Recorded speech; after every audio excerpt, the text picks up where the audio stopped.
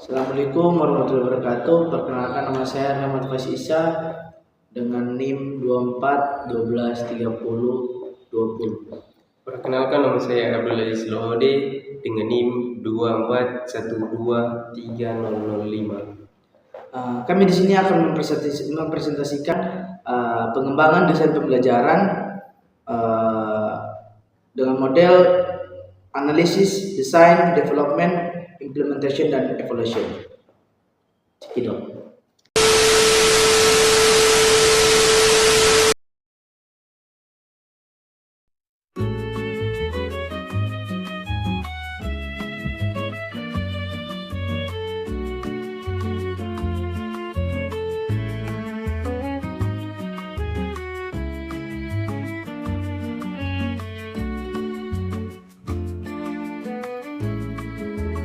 Pengertian desain pembelajaran menurut Dick dan Reiser, desain pembelajaran itu proses sistematis untuk mengembangkan program pembelajaran supaya efektif dan efisien. Ada juga Regelut yang bilang desain pembelajaran adalah cara untuk menentukan metode terbaik agar tujuan belajar tercapai. Nah, jadi intinya desain pembelajaran itu ibarat peta perjalanan yang membantu guru dan siswa mencapai tujuan dengan lebih terarah.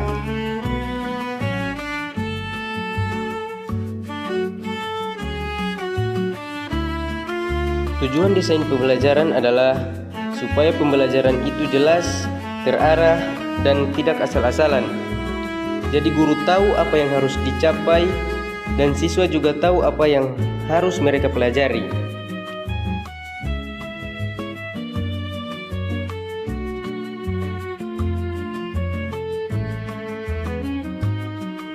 Dan fungsinya yaitu misalnya 1.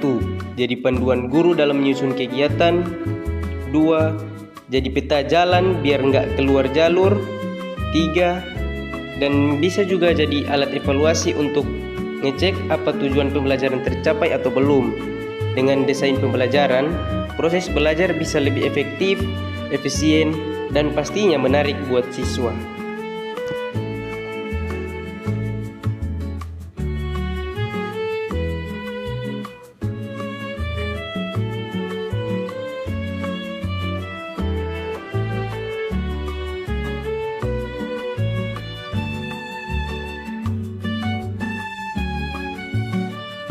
Oke, sekarang kita akan masuk ke model ADIE atau yang itu singkatan dari analisis, design, development, implementation, dan evaluation.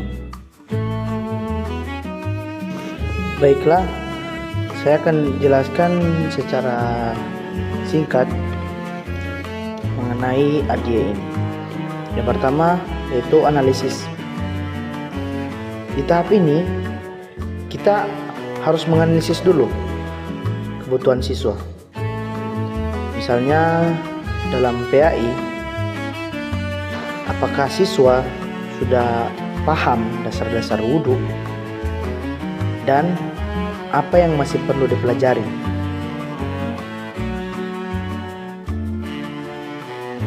Yang kedua adalah desain.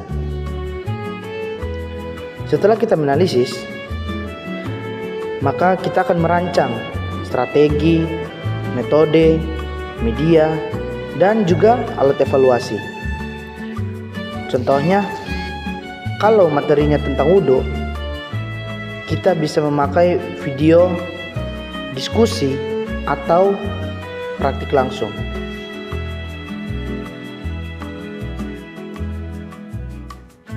Yang ketiga adalah development atau pengembangan. Di sini kita akan bikin bahan ajar dan media yang sudah dirancang. Misalnya kita akan bikin modul, slide, ataupun merekam video tata cara untuk wudhu.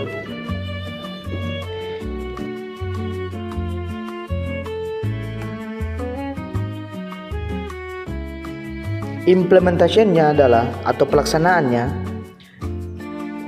kita akan menerapkan semua yang sudah disiapkan ke dalam kelas. Guru menjelaskan dan siswa mempraktikkan. Dan proses belajar harus berjalan sesuai dengan desain.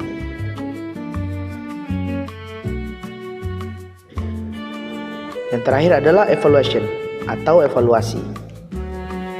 Nah, untuk evaluasi kita akan mengecek efektivitas pembelajaran. Mungkin bisa dengan tes tertulis, observasi, sikap, atau penilaian praktik wudhu. Dari evaluasi, kita akan mengetahui apa yang berhasil dan apa yang harus kita perbaiki.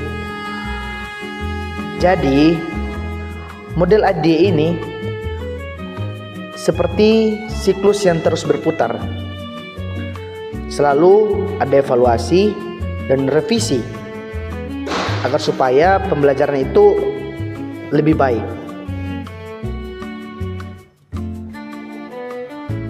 Alasan saya memakai ADE ini karena menurut saya ADE ini efektif untuk PAI. Karena PAI itu bukan hanya soal pengetahuan, akan tetapi juga sikap dan keterampilan. Misalnya soal akhlak, ibadah, dan pemahaman nilai-nilai Islam. Dengan menggunakan ADE ini, guru itu bisa betul-betul menyiapkan pembelajaran yang sistematis, mulai dari analisis kebutuhan siswa, merancang kegiatan yang menarik, mengembangkan media Islami, dan juga menerapkan dan mengevaluasinya.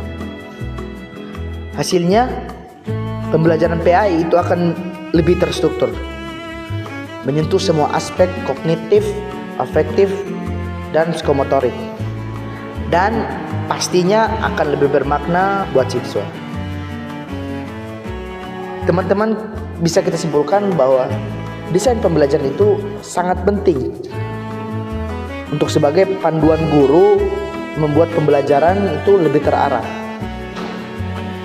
Salah satu model efektif adalah ADE karena sistematis, mudah diterapkan, dan menurut saya sangat cocok untuk PAI. Semoga penjelasan ini bisa bermanfaat dan bisa jadi inspirasi buat teman-teman sekalian dalam merancang pembelajaran. Terima kasih sudah menyimak. Wassalamualaikum warahmatullahi wabarakatuh.